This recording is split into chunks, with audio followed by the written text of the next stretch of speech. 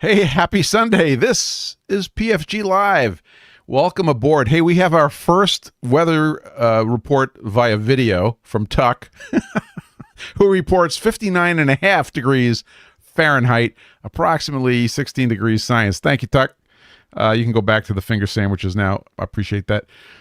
Let's see. Warren Jones in the north of New Hampshire here is reporting cloudy, 56 degrees, 13 centigrade, humidity 67%. I'm not going to read this whole thing. Josh is reporting minus 0.2 science with a humidity of 91% and raining going to minus 10 tonight. Holy cow. Over on the Discord server, we're getting reports flying in. John Thawley reports 59 degrees and raining in sunny Southern California near Disneyland, where everybody is happy. Carl Tauber down in the People's Republic of Rhode Island reports 60 degrees and sunny. Hi, Carl, my neighbor. Wes reports 4 inches of snow and counting. Don't you know it's spring? CJ Stevens reports 71 degrees and sunny in East Tennessee. Welcome aboard, sir. Almost Machining is here with 67 in Sun City, Arizona. Breezy with clouds, lots of scraping, and a lot of indicating. Jeff Lawford from Wasilla, Alaska reports a cloudy and calm 8 degrees Fahrenheit. Welcome aboard. Andrew Deere is here. Hi there, he says. 40 degrees Fahrenheit, light rain. Winds 16, gusting 23 in Oregon's Willamette Valley. Welcome, sir. Josh says audio check is good. Thank you. Let's see. Scott M is here. 72 Fahrenheit and sunny in Peoria, Illinois. Welcome aboard. Widget Works is here. Minus 16 C in oil country, mostly cloudy in Edmonton, Alberta, in the Kanakistan. Welcome aboard. Taunus Mechanics is here with 17 science and sunny near Frankfurt, Germany. Welcome. Carl correctly asks the question, how can it be spring if the snowometer is still out? You're not wrong. We will have to bring the snowometer in. I will check with the boss to see if it's time. Evils is reporting 19.6 science, 49.40% relative humidity at his desk. Welcome, Evils. Let's see, did we get everybody? We got Taunus. So in the Discord server today, we have Tuck's Garage, Warren Jones, Evils, Widget Works, Josh, Proteum Machining. Welcome aboard, Dylan. Almost Machining, Pertneer Machining, Carl Tauber, Daniel F., and Scott M. Welcome, guys. Well, hey, it's a beautiful Sunday here. I got to give my weather report. It's currently 55 degrees Fahrenheit, 73% relative humidity. Winds are out of the north at 8 miles per hour. The Manchester, New Hampshire airport at, 1853 Zulu is reporting winds 340 at 14, gusting 20 knots, a little windy, 10-mile visibility, broken clouds at 2,900 feet, temperature 13, dew point 07, altimeter 3011. Remarks? Unimportant. So, Flat Lapper, sir, hey, thanks for checking in with me on email. We will continue the conversation. I promise. Flat Lapper checks in from northern Illinois, 64, sunny with 23 mile per hour winds. It's a little windy around town. Pretty cool. And I did get a message from Robin Renzetti, who said he might be late. It's okay, Robin. We'll allow it. Robert Simpson has checked in, 57 Fahrenheit, partly cloudy, near Detroit, but he's not saying where. Well, welcome. Yeah, beautiful day here. We needed it. So it's a change of season when your wife says it's okay to take down the lighted snowflakes hanging in the front of the house. So this morning we took down the snowflakes, and now I know spring is here. So that's good. Yeah. Lots of stuff going on. If you watched recently, I started this thing, which I'm calling Quick Chips, which are basically short videos. So I've done some long form videos, hour and a half, pretty long, and they needed it, and people enjoyed it. But what was happening was the overhead associated with doing that is pretty high. Cameras and tripods and lighting and all that kind of stuff. So I said, I just got to start doing some quick and easy stuff with my iPhone, which is an awesome camera. So we started doing that, and my goal is sub 10-minute videos following along on a project. So we currently have 2 projects going on. One of them is a square, and one of them is a sign plate. Now, both of these are signed maker, how do you say it? Made by artisans and signed. Could have been students. Couldn't have been a machinist in a shop. It could have been a tool maker. That's the interesting thing. We have no idea. But I decided that we're gonna grind in these tools and bring you guys along. And the response has been tremendous. And I've been having a lot of fun because I can sneak down to the shop. I could do a little bit of work. I could make a quick video, pop it up, and march the project along. So we're going to talk today about one of those projects,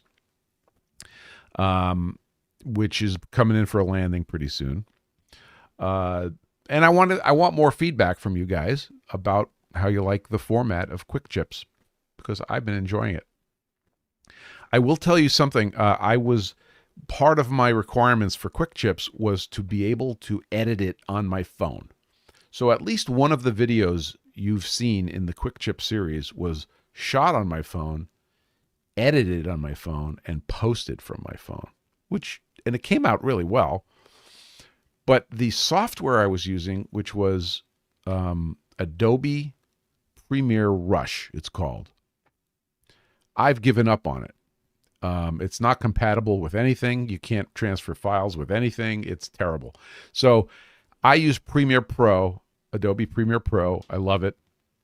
And it's not that much more effort to go upstairs to the office and do a proper editing job. So that's the new thing. So if you've seen the closing bumper on the last few videos, you know that was done in Premiere Pro. Let's see. Somebody just checked in. Carl says, I like the format and I prefer the quick clips to reels on Instagram. I don't like reels and I don't like shorts on YouTube. I literally skip over shorts. I don't want to look at shorts. So I'm not going to make shorts, and I'm not going to make... I might automatically make reels sometimes if you post a short video, but basically I kind of like how we're doing it, and I like using YouTube for that. Anyway, moving on. Welcome Thomas Hardy, who checked in on Discord. No dance challenges. You can't dance in the shop. It's against the oh shit regulations. So we won't be doing that. So that's Quick Chips. So that's been going really well. I've been having a lot of fun with it, and we will continue to do that. A little bit of bad news. I'm speaking to you on a Heil microphone. Those of you who are observant might have seen the name Heil right there. Yeah, Josh says, what about the safety dance? How about the safety third dance? So I use a Heil mic, and I've got a Heil sticker sitting right there. And unfortunately, we lost Bob Heil, I think last week. He passed away. And he made a good product and cared about audio a lot. He's got a very interesting history in the world of audio, and we will continue using his excellent products. So 73, Bob Heil. Moving on. Let's see. Those of you who have been watching carefully might have noticed this morning's post that included a new sticker. So I want to announce a new sticker in the sticker drawer, and that is this, inspired by our very own Ox Tools. It says, "Every gauge block starts on a saw." So this was a quote from Ox Tools when he was on the PFG.Live a few weeks ago, and I just got inspired. So this sticker is now in stock, and if you want one, we'll figure out how to get one. Warren Jones says quick chips are good. Thank you, Warren. That's a detailed analysis if I ever saw one. Yeah, Carl says it's easier to find old content on YouTube than Instagram. Absolutely, incontrovertibly so. In fact, when we did the big switch, we've been doing PFG.Live since before we were using YouTube. We were using Instagram. In fact, my first interview with Robin Renzetti was on Instagram Live. And extracting those videos from Instagram was a science project. But we did. And we didn't capture 100% of the old videos, but certainly all the good ones are up on the YouTube. Yes, I like it way, way much better. So, new sticker. We also got in the stickers from WidgetWorks, or I should say from WidgetWorks Design. And those are in stock. So 2 new stickers. You'll see those kicking around. And keep an eye out for that. So the sign plate. I've been working on the sign plate, and there are some parts of it that are easy and simple, and there are some parts of it that are hard. And it wasn't in the best shape. Let's see if I can show you a picture of it. It's actually in our thumbnail. You can see the sign plate sitting right there. It wasn't in the best of shape when I got it from Hermit Shed. Very nice gift. Thank you very much, sir. It clearly had corrosion on it. Probably was rode hard, put away wet. But it has a signature on it, and the signature on it was Charles W. Sullivan. So I did a little searching, and Robin's here. Hey, you're not that late. Robin is checking in from somewhere in the East, and he says sunny and beautiful. That's all we need. Same here, by the way. It's gorgeous out. So this sign plate comes in, and it's signed by Charles W. Sullivan, and he might have been, well, we're not really sure. I'm not going to make any guesses. I did a search online, as one does, and I came up with some information that I don't believe was a good correlation. But that's his name. His name is Charles W. Sullivan, and we're fixing his work. So in the latest, Evil says, so now you've featured Gilbert and Sullivan. Your perfect recall is starting to get on my nerves. A.B. Shop is here. Welcome aboard from Italy. 12 degrees Celsius and sunny. Welcome, sir. Your weather is not too different from here. So we took Mr. Sullivan's sign plate apart. We featured a bunch of videos, a bunch of quick chips videos on it. It's been a lot of fun. But the most important thing about this project is it's teaching me. It's showing me errors, right? I'm finding errors. So at first you find the errors in the part, right? You say, oh, this isn't, parallel with that, and this distance is not exactly what it should be, and correct. Now you go to try to fix it, and then you measure. I shouldn't speak in the general. I measured my work, and it's like, oh, what I thought I did, I didn't do. What's going on here? So it's been a really cool set of lessons in wheel pressure and backlash and dressing the wheel. It's been really cool. So I'm going to share a little bit about some of what we learned. I put it in the video, so I'm not going to spend a lot of detail time on it. But I think the biggest lesson I learned was I got, once again, this is a very easy trap to fall into. I got mesmerized by precision instead of accuracy. Okay, so I got this shiny, CNC grinder, and it's got X and Y and Z to, well, it doesn't have X, it has Y and Z to 5 decimal places. It's like, hey, I could dial in 10 millionths of an inch. Watch, click, click, click. I'm dialing in 10, yeah, well, that's nice. That is precision, not accuracy. So I start chasing these errors, in particular, the two surfaces on the sine plate which space the rolls apart. Okay, it's got to space the rolls apart by 5 inches, 5.0000 inches. And I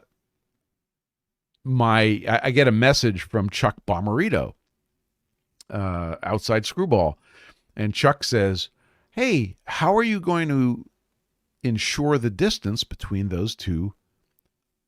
Robert Simpson says resolution. Yeah, another word for precision is resolution, but it's how finely you're dividing it, right? So Chuck says, how are you going to ensure the distance between those two surfaces? And I said, well, Chuck, in fact, it's in writing somewhere on one of the chat channels. I don't remember which channel it was on. I said, well, Chuck, this thing has 5 decimal places and it's not fooling around.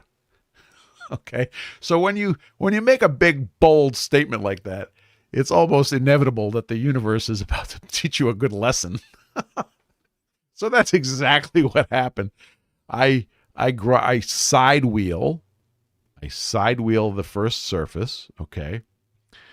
And then I zip out until my display says 5.0000. Actually, I went a little bit further, and then I started marching into 5.0000, and I declared myself done. Right up until I measured it. So that's in the Quick Chip series. You got to go watch the videos. Won't take long. I was off by 1/1000th of an inch. Now that does not sound like a lot. If you're on a Bridgeport, you're ready. You could take an early lunch. Yeah, Carl says it's foot and mouth disease. Yeah, there's many descriptions for this disease. So I was off 1/1000th of an inch. I'm like, where the hell did 1/1000th of an inch come from? Well, the list of errors is ample. Okay, Robin could make a 2-hour video on the errors that I made. So the first thing is I was sidewheeling, and I was lazy. Okay, I knew when I did it that I needed to dress the wheel differently for sidewheeling. And I didn't. I just said, this will work fine. And I went ahead and that's error number 1. Let's talk about that for a second. When you have a wheel that's properly dressed, you've mounted it, you've balanced it, you've dressed it. You dress it on the bottom, but you also dress it on the sides, especially when you first mount the wheel onto a hub. You might not, if you're just doing simple surface grinding, you might not dress it on the sides again, but certainly when you start, you dress it on the sides. And then you balance it. Yes, Robin, I hear you. You balance it using any method you want. And then you go to town. Well, if you try to, instead of using the bottom of the wheel, if you try to side wheel, in other words, you're using the side of the wheel, as I was doing, it is not the best configuration to side wheel on the surface grinder with a flat, unotherwise dressed wheel. See an excellent video by Steve Barton. I wish I remember the title of it. I don't remember the title of it, but it's something about side wheeling and setting up for side wheeling. And he teaches you how to dress the wheel for side wheeling. And it involves relieving the wheel except for a little rim at the periphery. And if you think about it, what it does is it puts all the pressure on that periphery, on that small land. If you don't dress the wheel, the pressure that you're putting on the work is spread out over a large area. So now to get it to cut, you have to put more tool pressure on the wheel, and you're going to essentially bend the wheel, and you're going to get a lousy finish, et cetera, et cetera, et cetera. So that was the first error, okay? the nature of that is to leave too much material, right? Or more than you thought. It leaves a poorer finish. It does a whole bunch of things. So I knew I had to address that, and I did. The way I addressed it was, I remember. So the reason I was lazy is I wanted my, there we go. Thank you, Robert. The title of the video is dressing. Is that the title of the video? Dressing the side of a grinding wheel? On YouTube. So Steve Barton is Solid Rock Machining. In fact, it's Steve that made that beautiful big tooling block that I used in the videos for the square, for restoring that square. Anyway, I wanted to go over to my fancy Okamoto CNC grinder and say to it, hey, I know you know how to dress a wheel. So what I want you to do is dress a wheel. Let's see if I get you a picture here. I needed to dress the wheel for sidewheeling. There it is. So the link is in the Discord. It's called Dressing the Side of a Grinding Wheel by Solid Rock Machine Shop on YouTube. Thank you, sir. Come on, where's the picture? It's in here somewhere. Isn't this exciting material? All right, I'm not finding it too quick, so we'll just have to talk about it. So the Okamoto is capable of grinding a form onto the wheel and then using that for form grinding. In fact, it's known as a CNC form grinder. That's what they call it. I couldn't get it to work. I couldn't make that particular forming, that's what their term is, process work. I kept getting an error, and time was ticking. And I said, well, I could dress it manually, as Steve shows how to do in his excellent video. And I got lazy, and I just didn't. So that was error number one. Later, by the way, I find out how to do it, and I show it in the video, the Quick Chips video, and that solved that problem. But then, after solving that problem, it still was not coming in correctly. I was still getting an error. And all of a sudden, light dawns on Marblehead, and I said, I wonder if I have backlash. And this is where, getting mesmerized by 5 decimal places on your screen is dangerous. It's like, it's still a machine. It still has backlash. But I knew that the Fanuc control, and probably all CNC controls, have backlash compensation. So I set up and I measured the backlash. See video. And sure enough, I had, Oscar's here. Oscar, welcome aboard. Nice to see you. So I had 4 10,000ths of an inch of backlash. Once again, that does not sound like a lot. But remember, we had this initial error after I was all, full of myself, thinking I was done. We had a 1,000th of an inch error. Potentially, backlash could have been 4/10ths of that. So we're kind of whittling away at it. So I went through the process of measuring the backlash in the machine and putting in a compensation value in the Fanuc control, which happened to be 122 in parameter 1851, for those of you playing at home.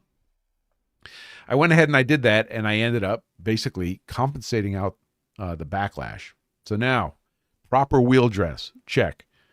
Compensated out the backlash, check. And then I went ahead and created the final video, in which it's not perfect. I still kind of fumbled a little bit. In particular, my touch-off, for some reason, my touch-off seemed a little strong. Those of you who do surface grinding probably felt the same way. But then I went ahead and I dialed in my 2 10,000ths of an inch for the final landing. We were right at the end there, and it came in perfectly.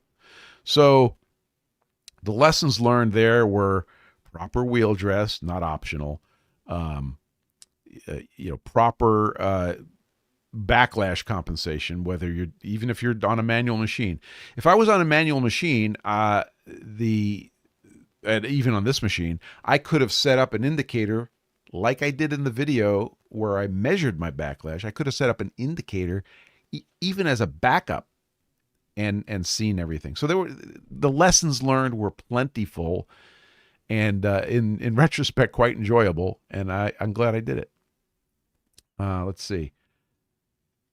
Yeah, Jeff Lawford diplomatically said the touch-off was kind of sparkly. Thanks, Jeff. That was very gentle. I appreciate it. Oh, Robin says conformity ratio. Ooh, Robin. You might have to come in and explain conformity ratio, because I don't know if you remember this. Do you guys in Discord remember this? Back in the 80s, I played bass for conformity ratio. I'm not sure. Not sure what that means. And if you wanna come in and talk, just hit the button. If you hit the button, stand by, people.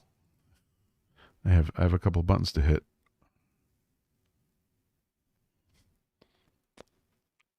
Yeah, you gotta turn on your video.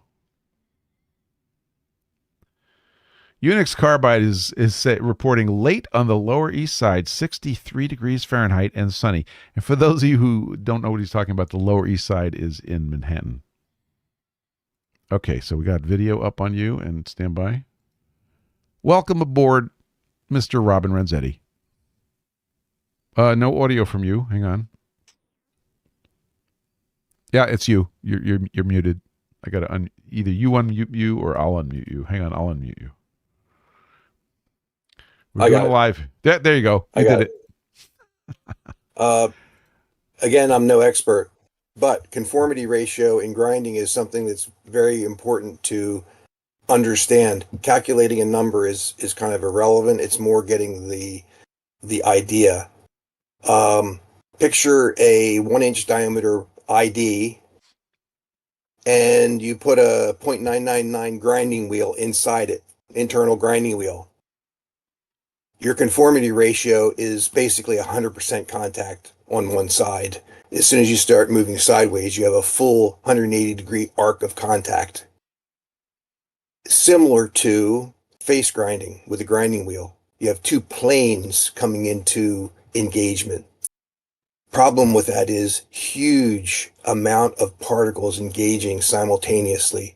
Very hard to get a bite because this grinder is not stiff enough to make this huge number of particles engage. Another very important principle in grinding is realizing the engaged area of grinding, meaning your depth of cut, your width of cut, all these things. Anything you do, if you're on an average grinder that's not ultra stiff, you will find that you need to keep decreasing these things to get that engaged area to where the grinder is able to maintain and engage and actually create the depth of cut rather than just springing away because of this huge area. So face grinding is a prime example of this huge conformity ratio. It also applies where wheels will act softer or behave better when they're smaller diameter. So you put a big 8-inch wheel in, that conformity ratio is much more engagement. So for 1/10,000th depth of cut, the actual, if you just do the geometry, you're going to get an arc of contact that's a certain, well, if you drop that to a 6-inch wheel, that arc of contact gets immensely shorter. So all these things apply into how much loading is going on in the cut zone, which affects whether your grinder is actually doing it or springing away or some unknown mess in the middle. Am I correct? Am I correct in saying that your dress of the wheel affects that, and if you choose to dress it so that you have a smaller contact area, you can control that? Yes, absolutely. So that's why dropping the wheel width can help. All those things. You can slowing your wheel speed. There's a million ways. That's why grinding is part black art. Is I have a whole listing of things of what makes your wheel behave sharper, or softer or harder, and all the effects of that. A myriad number of things that all interact. That's why it's such a mess. but getting a mental grasp of all of those things so that when you're doing things, oh, you can do all the exact same things and put in a diamond that's worn a little bit more than the other diamond. And now the contact area of that diamond and its dressing behavior throws all the other parameters out the window, and you chase your tail. So you have to be juggling these things in your mind of, okay, which ones have I controlled and which one's the one that, I suspect is the one that's actually causing me trouble. Are you But trying to say? Are you trying to say that grinding looks deceptively simple, and it's not? Is that what you're saying? Yes, yeah. Well, just like all machining, the more you understand the mechanics and are able to think of them simultaneously when you're doing things, the awareness of it, like none of this stuff requires calculating numbers, but it helps you get to the point. And grinding is the worst. Machining with inserts, that's child's play, because there's this limited number of things, all very controllable, all, the inserts are super consistent, where grinding is just a mess. It's just a mess. And you have to get your head wrapped around all of the messiness and narrow them down. But side wheeling, that's especially bad for the arc of contact. And that's why if you really want a crisp side grind, you have to have a fairly aggressive angle on the wheel. So you're literally cutting almost with just a single row of particles on the outside edge. Mm-hmm. Number two, in my opinion, purely opinion, probably people throw stones at me after I say this, but you never move in a few tenths at a time and peck away, or don't take the full width of cut. Whatever the depth of face you're doing, take your wheel all the way down to the bottom. Wherever it's going to end up depth-wise, put it there. Whatever you're going to take off, if you need to nail something, let's say you got a couple thousandths to take off, 3 thousandths to take off before you start getting, more accurate. Move in the 3 thousandths and creep feed through there. Number one, what you're doing is you're making the OD of the wheel, which has an immensely better conformity ratio than the face, do the grinding. When you move over a couple tenths, you're now just expecting this huge contact area, which unfortunately drastically changes. You come on initially, you got this little teeny corner at the top, and it grinds way deeper because it's not being sprung away yet. And then as it gets deeper and deeper and gets the full arc of contact of just the leading edge of the wheel, there's a whole progression of the shape of the parts changing because of all this loading. Mm-hmm. And then the tail end starts coming in because it didn't necessarily remove all the material. Now you've got 2 front and back segments leaning on the wheel. And then when you go off the other end, you've got the same thing again. All of a sudden, and if you go measure that and take a look at that, you're like, holy smokes, what happened here? The grinder's supposed to be straight. Wheels flexing, spindles flexing, all these things from this huge change of things going on. Did you see the last video? No, I did not. I saw all of them but the last video. Okay. So that's the best way to take all that material off. Second thing is that especially side wheeling, but grinding in general, typically, unless you're out for a finish and you're doing things to get a finish that are legal ways to get there, shiny means dull wheel and you're burnishing. So if you see a super glossy side grind, like I did, you're in trouble. Yeah, you're in trouble because the reason it's so shiny is all those particles are just glazing. It's kind of like using a flat stone on a part. It can't get a bite. And the more you rub it, the shinier it gets.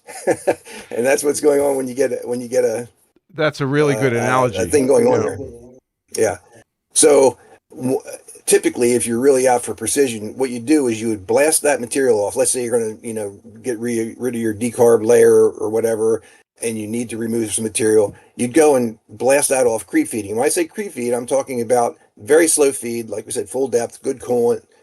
Don't do it on a rack and pinion grinder, because you need to be, basically when you're doing that with a cable grinder and you're doing it manually, you got 2 hands on there and you are forcibly holding that wheel to, it can't run away. Because in theory, it can climb on and It's not quite as scary as you'd expect, but in theory, it can grab and go through. So you're basically rigidly going through nice and slow, just so that it cuts nicely, but not too slow. You don't want to glaze. You want to force the wheel to cut.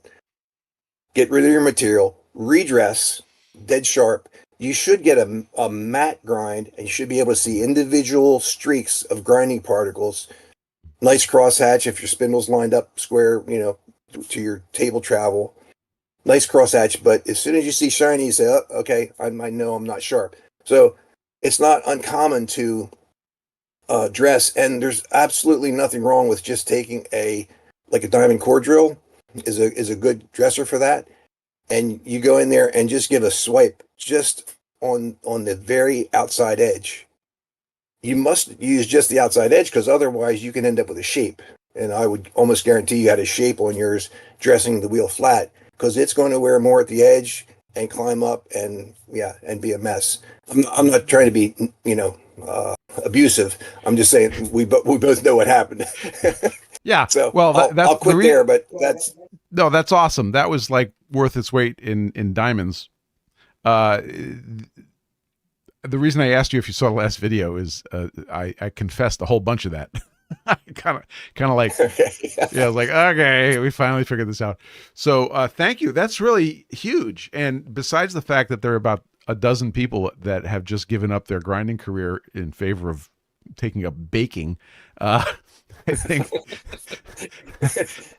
I think it's a super good explanation. But that's exactly what was going on. I was experiencing some real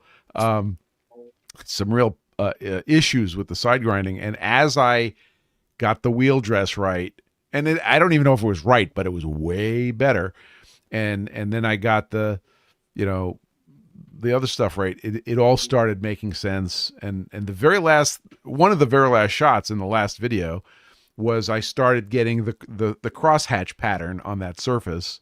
I was like, okay, now that looks like I ground something instead of flame hardened it or whatever.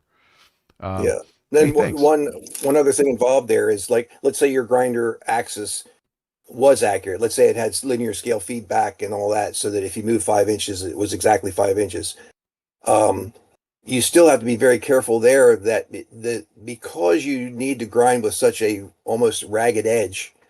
Now, if production grinders with a wheel that's got the right structure and everything, a lot of this stuff goes out the window. I'm talking about the home guy or the small shop guy with a 8-inch wheel and just a generic wheel, not something that's tuned for side grinding. But that ragged edge is delicate. So you do need to be taking this last cut and only take a tenth off or so, just enough that so it's doing very little work, but it's stable, because you do have to use it enough that it's not crumbling away and getting to the point where it's stable. Once it's stable, and then go and take your move, take your other cut, still creep feed, full depth, full cut, whatever, and all at once. Like stepping down a little bit. Some of my older grinding videos show some pretty aggressive material removal using the creep feed, full depth, whatever, from saw material taken off a 1/16 of an inch and just right through. And that's, in my opinion, that's the best way to do that. Now, last thing, because I don't want to take the whole thing, but this is extremely important in cylindrical grinding. When you cylindrical grind, you say, oh, okay, I'm going to make a cylindrical square. So if I come up and I have this thing between centers and I ground it, it's perfectly straight. Now I'm going to come down and I'm going to side wheel the end square. Guess what? This is not as easy as it sounds. The real subtleties are, even when everything's perfect. This is a golden nugget that's worth remembering. The biggest mistake in side grinding, even when everything's perfect, is people come up, they grind, things spinning around, and they come off the wheel just all at once. When you have an indicator that can measure in millions, you can see it. You can see the place where you jumped off the part. You can actually see the step. So it's very important as you pull it out, the tool pressure goes up and it starts cutting more. that what you're saying? Well, no, it's actually that you're if you don't back off gently, whatever spring and things were on there, you get a literal step. So when you grind, everything's grinding perfect. You come up and you hit it, nice grind, you're getting your cross action and everything. But when you pull away, literally pull away super slow, or speed the speed up of the part such that there's a multiple revolutions of as you're ramping off. So it come off that face extremely slow to get very perfect TIR. Because if you measure that TIR, if you're measuring with a 50 millionths indicator, you're not going to see it. But if you're measuring with something that you can see in 5 millionths, 1 millionth, you can actually see the phenomenon. So I'll quit there. Well, thank you very much. That was truly awesome. I think we need to do a grinding video, just talk about that stuff from beginning to end. That's sort of the advanced. I have two videos in mind. One is the basic one, which I can do because I'm basic. So you bought a surface grinder. That's the name of the video.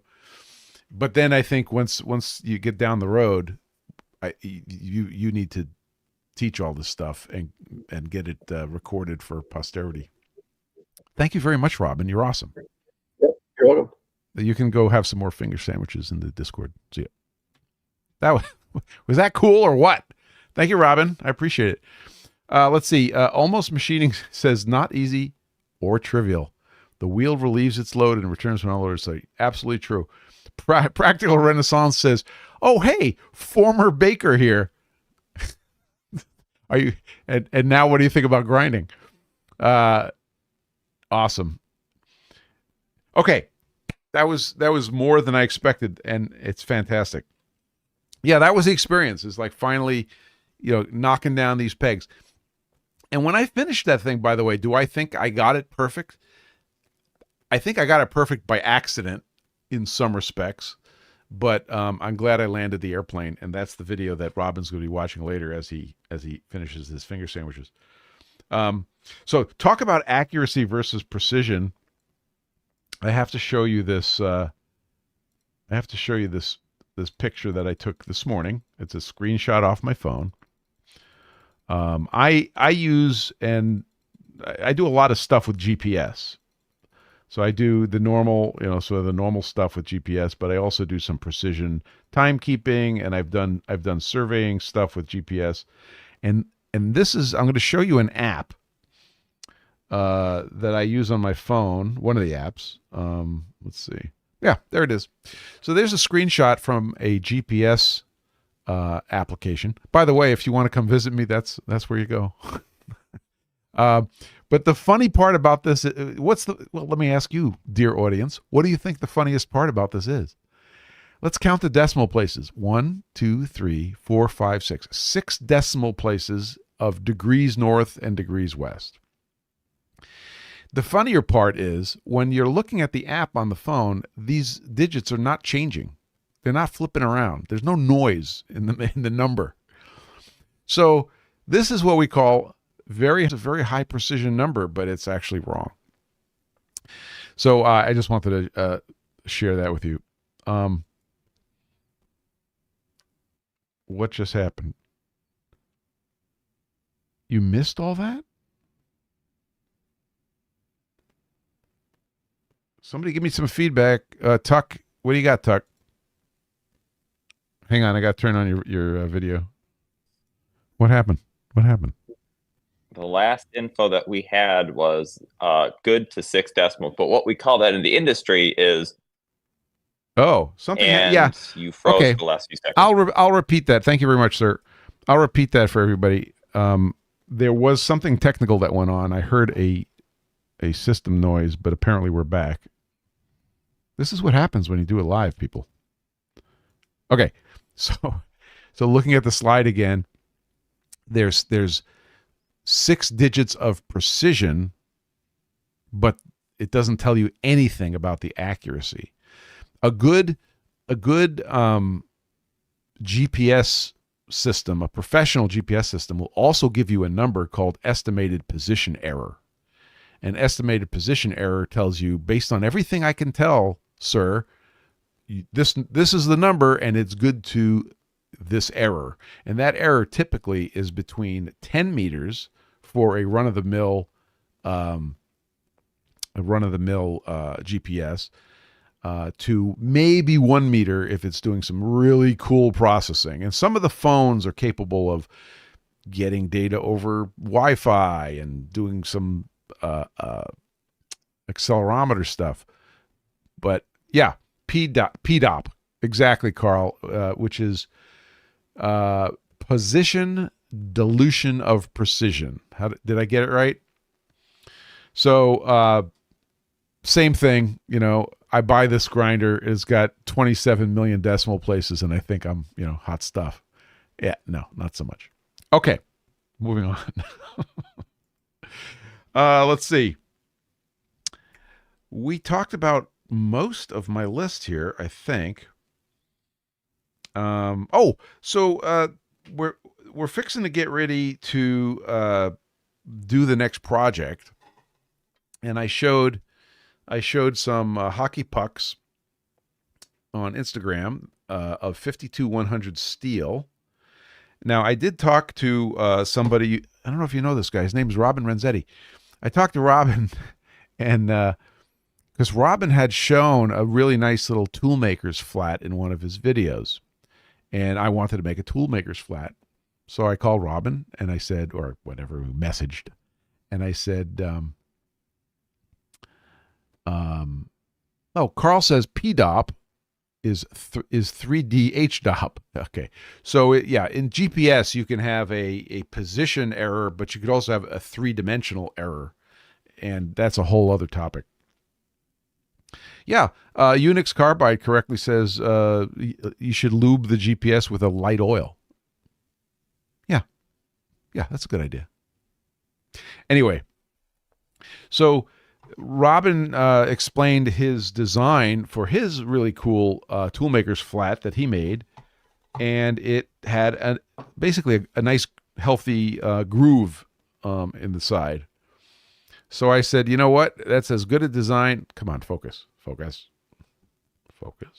we go. That's a good design. So we're going to go with that. I'm going to put that in on the lathe, and then we're going to do some heat treating. So heat treating is very interesting. I did some research, and there's an old NBS article. So for you youngins, and I'm looking at you, Tuck, the National Bureau of Standards, the NBS, turned into the NIST, the National Institute of Standards and Technology. Now, the reason that happened is political.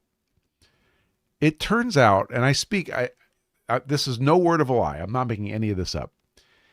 If your agency has 3 letters in the name, it's very prestigious. And if your agency has 4 letters in the name, in the acronym, it's less prestigious. So the organization, formerly secret, which was the NRO, the National Reconnaissance Office, had 3 letters. It became the National Geospatial Mapping Agency or something, because it was politically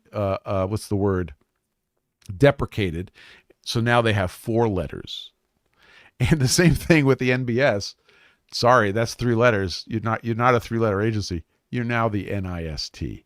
So I'm not going to quote my sources, but anyway, the NIST, formerly the NBS, had this ancient paper on heat treating 52-100.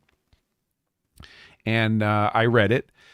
I also read the material from Knife Steel Nerds, Dr. Laren Thomas. I've talked about him before. Actually, here's his book. Here's a free plug. # not sponsored, although the sticky notes in it are sponsored. Okay. And so I'm looking up how to heat treat 52-100. And then I looked up Robin Renzetti's method, which is very detailed. You send it to solar atmospheres and you tell them to heat treat it, which, by the way, is a really good idea. But I'm going to be prototyping some things. And it turns out that I derived a recipe from the NBS article, not doing 100% of what they're doing, but the important bits, and it's going to be for you heat treating nerds, 1550 degrees Fahrenheit. Quench in the fast quenching oil, and then we're going to cryo. And what the NBS didn't do is they didn't do liquid nitrogen cryo. They did something else. I haven't figured it out yet, because dry ice is about minus 150. No, minus 100 and something. Liquid nitrogen is minus 300 and something. These are Fahrenheit numbers. They were talking about minus 140. And if anybody knows what minus 140 sounds like, I would like to hear about it. But I don't think there's going to be any harm in cryoing colder. And so we're just going to go liquid nitrogen. And I showed some pictures this morning on Instagram of my setup, which I've used previously on A2 parts, and it comes out really nice. So 1550, and then we come back in after cryo. Oh, that's the other controversial thing. I'm going to quench, and then from quench right to cryo. And there's some authors, I won't mention Bryson's name, there's some authors that say you should never do that. You're going to, your part's going to explode, and the East Coast is going to fall into the ocean. But if you read Dr. Laren Thomas's book, you will understand what's going on and why you cryo and why you quench and all the things that are happening. And it turns out that you want to quench and then continue right down to the cold temperatures, and then later come up and temper. So the temperature, Flat Lapper says, yes, absolutely, sir. I did the reading. I know what you're talking about. Flat Lapper says, consider spheroidize annealing. You said annealing twice. Annealing on the 52-100. Yeah, they have a funny name for it. I read about it. I'm going to not do it for the first one, and I might not do it at all, but I recognize that it is a thing.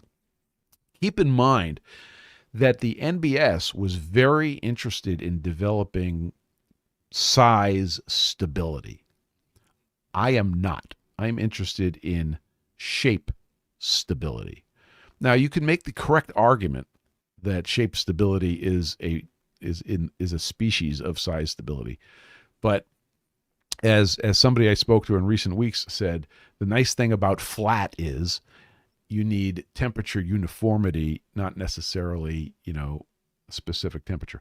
Carl says dry ice is used as a slurry in acetone and gives you minus 79 C. Could you get me to F on that, sir? But I think that's colder than this. No, I think that's warmer than the number they were using. But anyway, I'm trying to figure out what they were using at minus 140 F. That was kind of weird.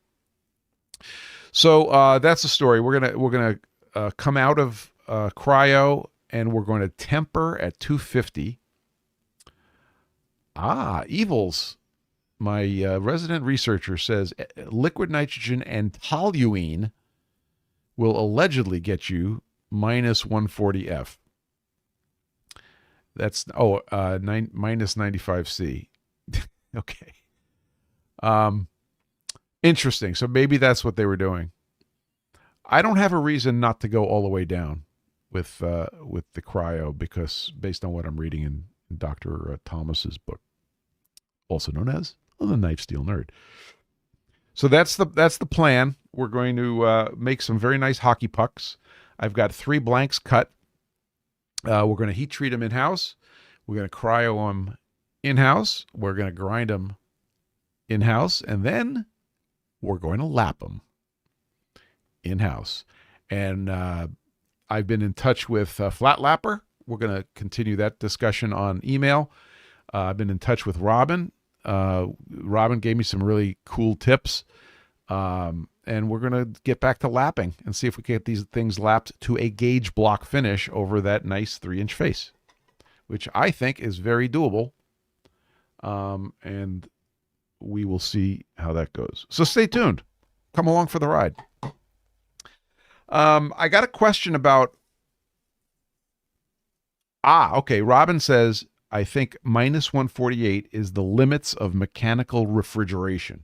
So yeah, they probably have some lab refrigerator that's running super cold. And that's, is that minus 70 C? Somebody do some math. Is that about minus 70 C for minus 148F? Anybody? Anybody with a fast calculator? Jeff Lawford says dry ice itself is minus 110, so a slurry and alcohol will be closer to minus 100F. So minus 100C. So there, my wife works at a pharmaceutical company, and they do have these freezers that are called the minus 70 freezers. And I wonder if it's the Carl. Sorry, I didn't see your request to speak. Do you still want me to turn you on, Carl, so to speak? Sorry, I didn't notice your thing. Okay, Carl, where's Carl? I'm going to turn on your audio. Give me a second here, because you don't have video. Okay, Carl. Can you hear me? I can hear you loud and clear, sir, and so can everybody else. What do you got? Right. I just wanted to make the comment that anybody considering using liquid nitrogen for cooling chunks of steel or whatever will generate a huge volume of nitrogen gas. And if you're doing this like in a garage indoors with no ventilation, you're very likely to produce a hypoxic atmosphere. Thank you. And as being a pilot, you know that you won't detect that. You won't get air hunger from that. You just get stupid. Mighty stupid. Yes. Right. So yeah. Do it outdoors or do it in a very well ventilated area. Thank you. And you can turn me off now. That's my comment. Carl, thank you. I'll let you go. I'll let you go back to the to sucking on the nitrogen tank. Thanks. That was a very, very good comment. Both, and that applies, by the way, also to dry ice, because dry ice is carbon dioxide, liquid nitrogen is nitrogen, and it will generate a lot of gas and displace oxygen, and that's not good. So I have this big Coleman cooler, which I use, and I could sit it outside, or I could leave it in the garage and crack one of the doors open, which is that's my procedure. So I think Robin says minus 64C. So I believe that the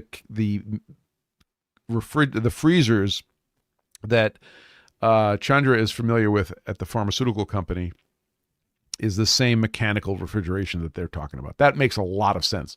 I do not have one of those, and I'm not going to be getting one of those.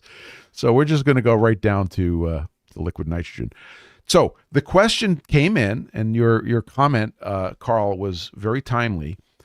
Can you please comment on the use of and the acquisition of liquid nitrogen for the small shop? And I would like to do that. And I think that might be the last thing we do here today. So the answer to that is, I have an account with Airgas. This is their business, right? I get my argon from them. I get my argon CO2 from them. I get my helium from them, and I get my liquid nitrogen from them. The average small shop dude, any welding supplier. Yeah, exactly. You need an account with a welding supplier. The other thing is they have to be convinced, formally or informally, that you know what you're doing, or they're not going to sell it to you.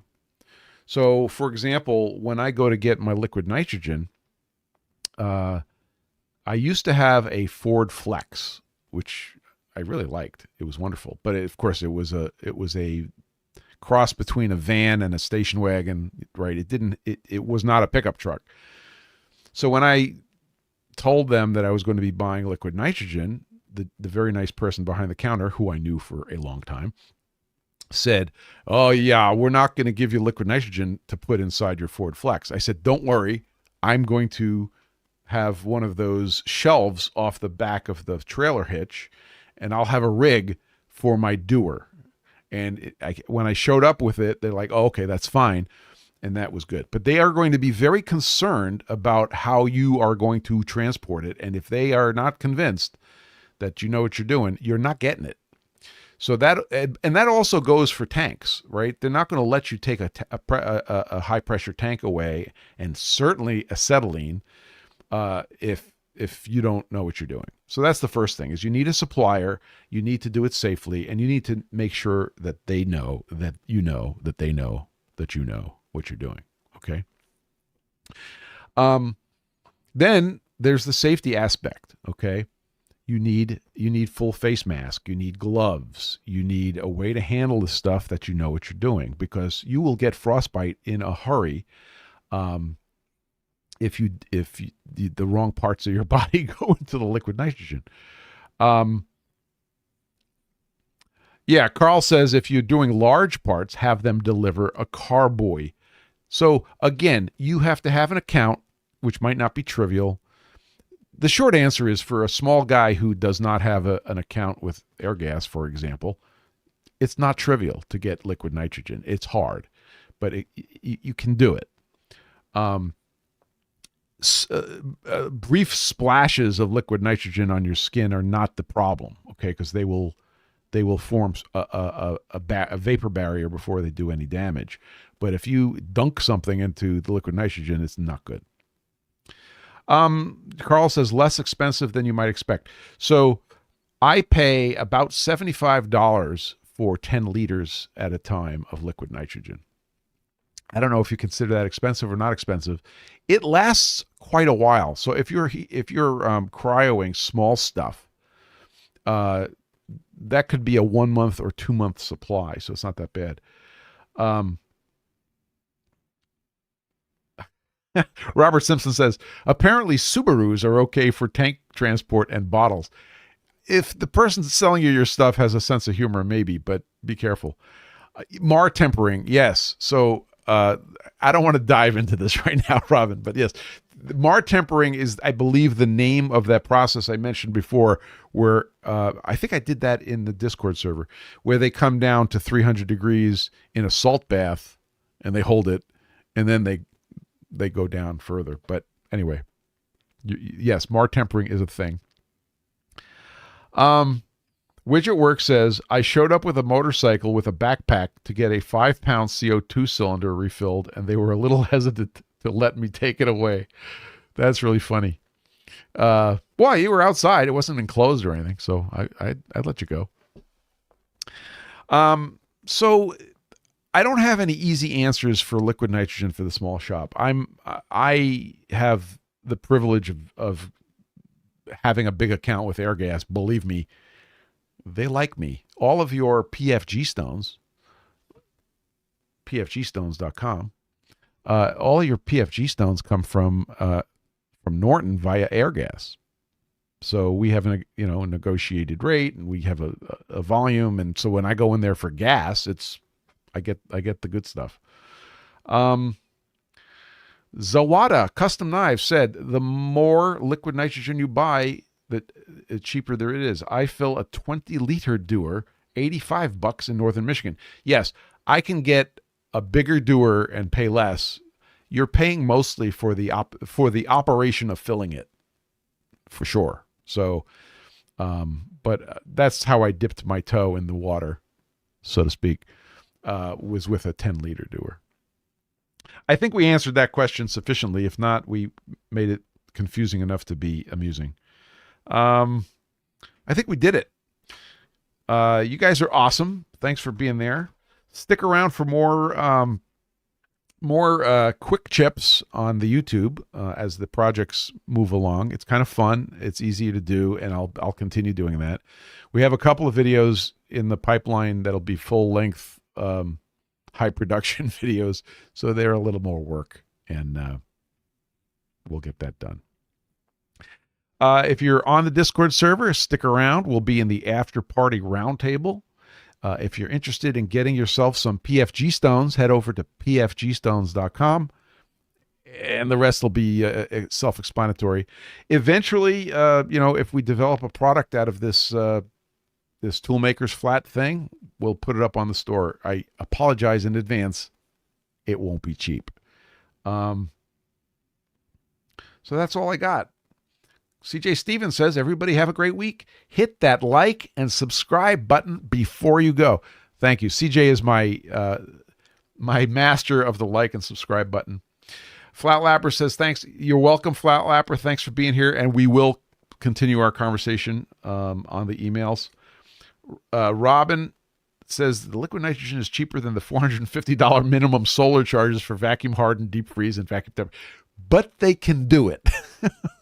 So we'll have to do a batch of something interesting with solar and show everybody. I know you've done some stuff, and it's pretty awesome. Brian Rodney, have a good week yourself, sir. CJ Stevens reminds us, doink. Tucker says, cheers. Thanks for the great discussion. You guys are awesome. We'll see you later. And remember, get flat and stay flat. We'll see you.